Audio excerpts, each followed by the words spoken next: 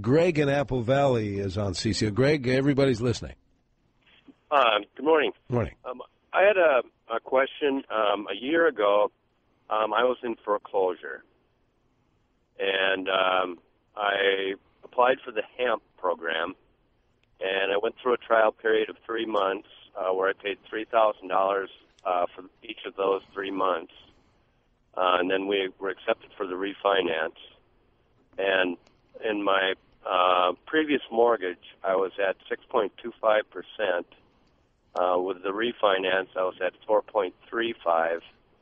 My payments prior were $1,025 a month with the 6.25, and my payments now are $1,225 a month.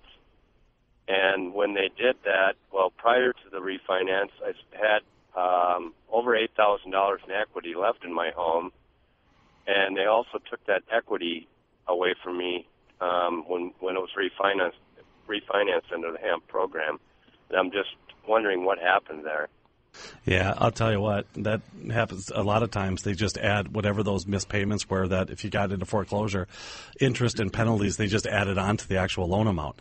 So your loan amount is probably a lot higher, right? But at a lower interest rate. And I've seen that happen before. How about you, Matt? Yep, that sounds like it would be the case. Obviously, this is a sort of a very specific situation, and again, we could do some research on it, but I suspect that that's exactly what happened. There were missed payments, potentially legal fees, other. Well, I think just like everybody else got hung up with that economy. I mean, we didn't know what to do, and a lot of the banks didn't know what to do either. They were trying to help. They didn't have the perfect solutions. They were coming up with solutions that were the best that they had at the time.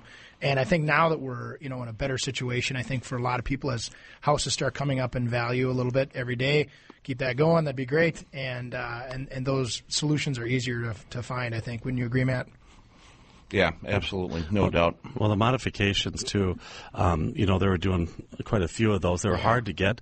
But what they were finding out is that people were just going right back into foreclosure. Well, wasn't that true? Didn't somebody tell us that? One of another like expert 80% of them. Yeah, 80% fail. Yeah, which I was shocked at that because I thought that oh well.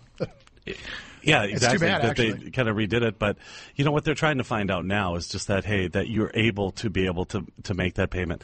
But I know we've talked about this a few times here over the last couple months about how many houses, because of the prices going up, how many houses are kind of coming back onto the water rather than being under the water now. Yeah. Well, and you're exactly right. I mean, you had a situation where I think homeowners got some temporary relief with some modification, but situations like it was just outlined. You're going from a $1,000 payment to a $1,200 payment, and you're sitting in a house that is worth $20,000 or $50,000 less than you owe on it. And at a certain point, it's sort of doomed for failure. However, we've been seeing, just as you say, we've been seeing very strong values, and